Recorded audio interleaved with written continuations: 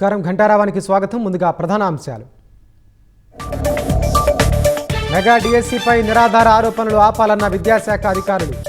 ఎంపికైన వారు ఆందోళన చెందాల్సిన అవసరం లేదని స్పష్టీకరణ. అక్టోబర్లో డిఎస్సి నోటిఫికేషన్, డిసెంబర్లో పరీక్ష ఉంటుందన్న విద్యాశాఖ.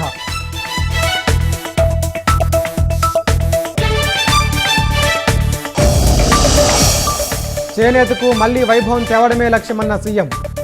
నేతన్న సేవలో 71,536 కుటుంబాలకు ఆర్థిక సాయం.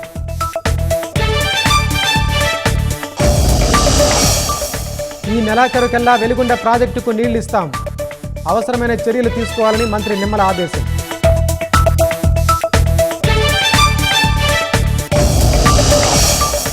వైద్య విద్యార్థులను కారుతో ఢీకొట్టిన కేసులో నిందితులు అరెస్టు.